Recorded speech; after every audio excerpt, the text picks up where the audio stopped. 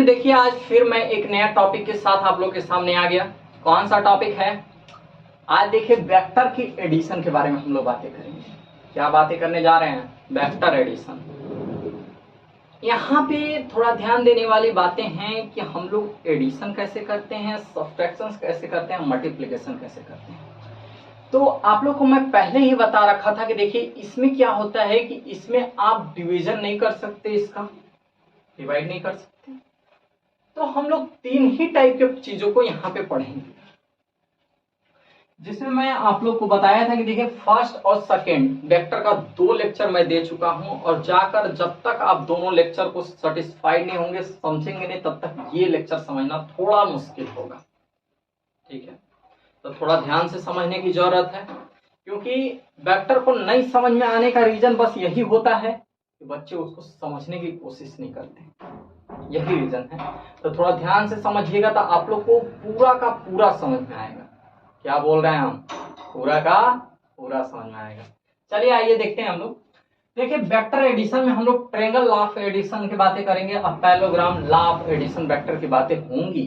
But थोड़ा बातें हम कर लेते हैं कि मान लो कि कोई डायरेक्शन आप ले रहे हो, ओ से ए डायरेक्शन। यहां पे तुम्हारे पास 2 पॉइंट्स हो रहे हैं, एक ओ एक ए। अब यहां पे जब हम वेक्टर की बातें करेंगे तो वेक्टर ओ ए होगा, बिल्कुल होगा। ओ क्या है? आपका इनिशियल पॉइंट है। अब ए क्या है? टर्मिनल पॉइंट है। इनिशियल पॉइंट मींस क्या हुआ? क्या हुआ वो तो आप जान रहे हो। चलो अब थोड़ा सा देखते हैं यार, इसी में हम एक वेक्टर और उठा लेते हैं। मान लो कि ए और बी, यह भी डायरेक्शन इसका कैसे है? ऐसे है। तो यहां पे भी क्या हो जाएगा? Vector A B. जानते हैं इसको खाली क्या कीजिए ना आप, इसको जो इनिशियल पॉइंट है वो टर्मिनल पॉइंट है। अब इसका इनिशियल पॉइंट को इसके टर्मिनल पॉइंट के साथ क्या करेंगे? ऐड कर रहे हैं। क्या कर रहे हैं? ऐड कर रहे हैं।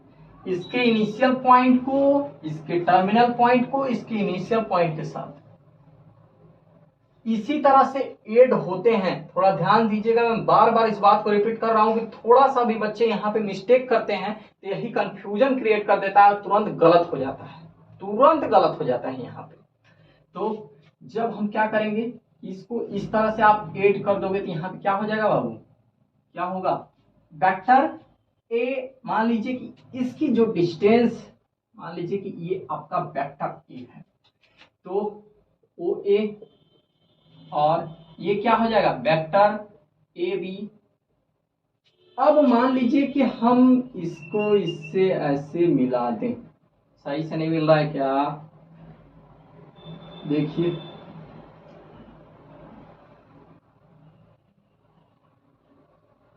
ये देखिए आपका बी पॉइंट है, तो ओ ए बी। अब दोनों को हम क्या कर देंगे? ऐड कर देंगे, ओ ए प्लस ए। ठीक है, यदि आप ऐसे भी लेना चाहते हो तो यह भी हो सकता है। इसको मान लीजिए कि हम वेक्टर ए ले लें, इसको वेक्टर बी, तो यहाँ पे क्या हो जाएगा? Vector A plus vector B. चूंकि ओ ए इक्वल टू क्या लिए? हम वेक्टर ए ले रहे हैं, ए बी इक्वल टू क्या ले रहे हैं? वेक्टर बी ले रहे हैं। और ओ बी इक्वल टू क्या है? ओ बी क्या हो जाएगा? दोनों का सम। अच्छा, डायरेक्शन की बात है, डायरेक्शन लगाना बहुत जरूरी है। डायरेक्शन पे ही वेक्टर चलता है। क्या हम बोल रहे हैं? डायरेक्शन पे ही वेक्टर चलता है। एक यहां से और समझने की जरूरत है कि जब हम कौन सी बातें करेंगे? पैरेललोग्राम। इसमें क्या होता है कि बस कुछ नहीं कीजिए, आप कुछ करने की ही जरूरत नहीं है। यहाँ पे बस आप क्या करो ना, इसको point point point point point point point ऐसे ऐसे करके इससे यहां मिला दीजिए। यहां पे आपका क्या हो जाएगा? A, vector A plus vector B है। वेक्टर बी के ये इक्वल होगा क्योंकि ए इसके क्या है? पैरेलल है। क्यों है कि नहीं? मतलब कहने का मतलब है कि इसको मैं उठाकर बस प्लॉट कर यहाँ पे रख दिया है और दोनों को सटा दिया है। ये वेक्टर ओ बी दोनों के लिए कॉमन लाइन हो गया। ठीक है, तो वेक्टर बी हो जाएगा और इसके बीच क्या है, वेक्टर ए है। अब मुझे फील हो रहा है कि आप लोगों को क्लियर हो रहा होगा, बिल्कुल। चलिए, लेकिन यार थोड़ी सी बातें ये समझ में नहीं आती है या समझने में प्रॉब्लम होती है कि सर हम माइनस कैसे लेते हैं। बात सही है, मैं आप लोग को बोला कि जब डायरेक्शन आपका चेंज होगा तो तुरंत चेंज हो जाएंगे, डायरेक्शन चेंज हुआ तुरंत चेंज हो जाएंगे। अच्छा, मान लीजिए, थोड़ा सा ध्यान दीजिएगा, मैं इसी में बता रहा हूँ आप लोग को, छोड़िए अलग ही बना लेते हैं, क्या दिक्कत है। यहां पे डायरेक्शन पर ही बातें होती हैं, पूरा हम क्या बताएं, पूरा डायरेक्शन पे बातें होती हैं सर। ये हो गया, ठीक है, इसको आप ऐसे मिला, ये इस साइड से चल रहा है, ये इस साइड से चल रहा है, तुरंत यहाँ पे माइनस हो जाएगा। इसको मान लीजिए वेक्टर ए है, ये आपका क्या है, वेक्टर बी है, क्या हो जाएगा, वेक्टर बी माइनस ए, वेक्टर बी माइनस, ठीक है, क्योंकि ए बी हम क्या बोले कि जब मेरा इस तरह से चलता, यानी डायरेक्शन इसके ऐसे जाते, लेकिन ये इस तरह से जा रहे, ठीक है, कोई दिक्कत, कोई दिक्कत। लेकिन यहाँ पे थोड़ा सा समझने की ये जरूरत है कि यदि हम इसको चेंज कर दें, इसको इसको, तो यहाँ पे भी कोई प्रॉब्लम नहीं होता, तब तो कोई प्रॉब्लम नहीं है, क्योंकि इसके डायरेक्शन में कोई चेंज नहीं हो रहा है। ये देखिए इसका हेड है, ये देखिए इसके टेल से जुड़ा हुआ है, अब ये देखिए इसका टेल है, ये देखिए इसके हेड से जुड़ा हुआ है। लेकिन हम क्या बोले कि एक हेड और एक टेल से जुड़ा हुआ होना चाहिए, ये एडिशन रूल बताता है। अब देखिए, लेकिन सब्ट्रैक्शन में क्या हो जाता है कि जो इसका हेड है, इसके भी हेड के ही साथ जुड़ गया है, ठीक है, यहां से तुरंत साइन में चेंजिंग हो जाता है, तो यहाँ पे क्या होगा, वेक्टर बी माइनस ए होगा, ठीक है, क्लियर है, क्लियर है, बोलिए, क्लियर है कि नहीं है, हाँ क्लियर है, चलो बहुत बढ़िया, चलो बहुत बढ़िया, क्लियर होगा आपको। अब हम लोग यहां से सब्ट्रैक्शन की भी बातें कर लिए, ठीक है, सब्ट्रैक्शन वेक्टर की भी बातें हो गई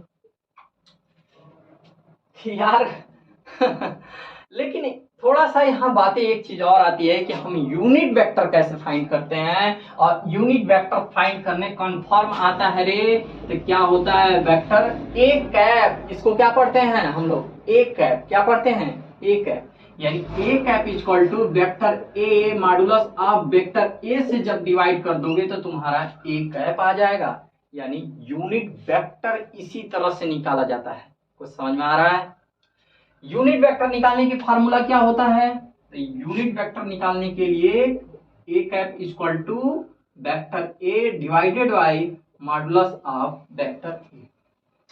कुछ क्लियर हुआ, चलिए, हम यहाँ पे आप लोगों को कॉन्सेप्ट देने की कोशिश कर रहे हैं और कॉन्सेप्ट आप समझ रहे हो, इसके जब क्वेश्चंस आएंगे तो और मजे आएंगे। वेक्टर बहुत आसान है, बट थोड़ा सा समझने की जरूरत है, और मैं बोला हूं कि मैथ बिना धैर्य के नहीं होता है बाबू, इसके पीछे आपको प्रैक्टिस भी करना होगा, ठीक है। चलिए आगे की बातें करते हैं हम लोग, आगे जो है, अब यहाँ पे हम मेन पॉइंट पे आते हैं। पॉइंट क्या है सर, आगे देखिए, अब जो देखिए लॉ ऑफ एडिशन है, लॉ ऑफ एडिशन के बारे में हम लोग कल बातें करेंगे, मतलब कल का मतलब कि जब हम बाइनरी ऑपरेशन पढ़ाएंगे तो उस समय हम लॉ ऑफ एडिशन को प्रूफ भी करेंगे, और वहां से आप लोग को जब समझाएंगे तो काफी अच्छा समझ में आएगा। तो चलिए उसको इग्नोर करते हैं, आगे की ओर चलते हैं। कंपोनेंट ऑफ वेक्टर, कंपोनेंट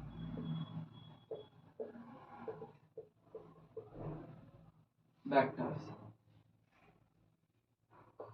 गजब। ये देखिए, ये बहुत ही इंपॉर्टेंट टॉपिक है, इतना इंपॉर्टेंट टॉपिक है कि इससे हर एक साल क्वेश्चंस आते हैं। और ये जब आपका क्लियर नहीं रहेगा तो यहाँ पे समझने में बहुत दिक्कत होता है। तो इसके कंपोनेंट ऑफ वेक्टर लिख लो, मोस्ट इंपॉर्टेंट, मोस्ट इंपॉर्टेंट। ठीक है, कोई दिक्कत? अब देखिए, हम एक्सिस की बातें करते हैं, 3D प्लेन में चलते हैं। ये मान लो कि हमारा एक्स एक्सिस है, ये आपका वाई है, ये आपका जेड है, ये आपका ओरिजिन है। क्या है? ओरिजिन। अच्छा, एक चीज हम और ले रहे हैं यहाँ पे, X X I cap, sorry I J K cap यहाँ पे लिया जाता है, मैं मिस्टेक से इसको लिख दिया हूं। यहाँ पे क्या लेंगे आप? आई कैप, जे कैप और यहाँ के कैप। अब देखिए, ओपी जब आप निकालोगे भैया तो आप क्या होगा? X I cap plus Y J cap plus Z के कैप। क्लियर? क्लियर है कि नहीं है?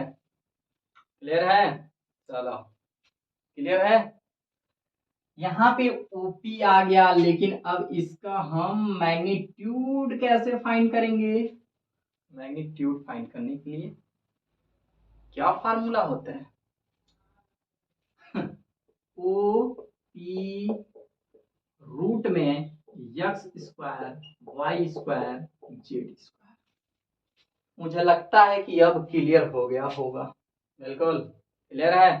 चलो, अब यहाँ पे हम क्या समझे कि वेक्टर ओपी, यानी ओपी हम कैसे फाइंड करेंगे?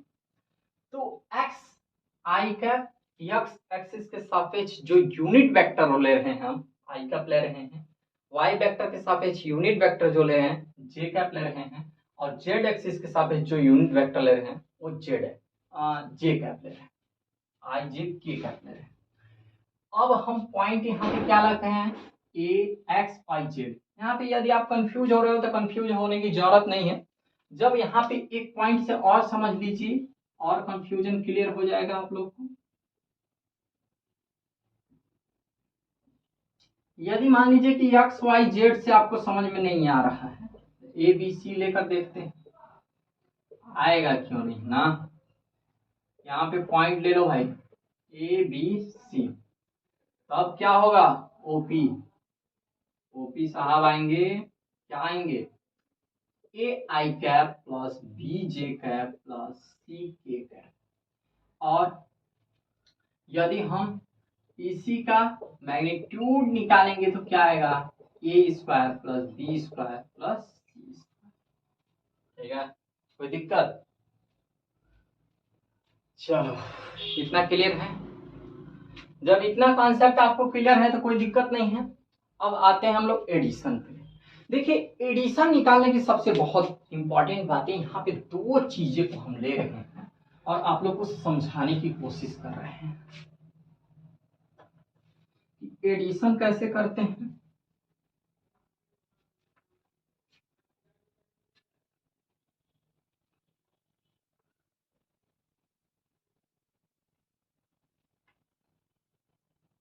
और सब्ट्रैक्शन कैसे करते हैं।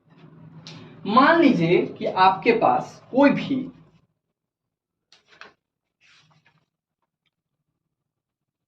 हाँ, मान लीजिए आपके पास वेक्टर ए इक्वल टू दे रहा है A I cap plus B J cap plus C K cap, और वेक्टर बी इक्वल टू दे रहा है A I cap plus, sorry P, P ले लीजिए, P I cap Q J cap plus are के कैप। हमें A plus B find करना है। क्या फाइंड करना है? ए प्लस बी फाइंड करना है। जब ए प्लस बी फाइंड करना है तो A plus B equal to क्या होगा? A plus P I cap, A plus P I cap. देख रहे हैं, इसको इसके साथ यानी आई वाले टर्म को हम आई वाले टर्म के साथ ही ऐड करेंगे। अच्छा, जरूरी नहीं है कि यहाँ पे पी की जगह पे पी कुछ भी हो सकता है, लाइक हम नंबर लेकर समझाएंगे तो और वहां पे अच्छा समझ में आएगा आप लोग को।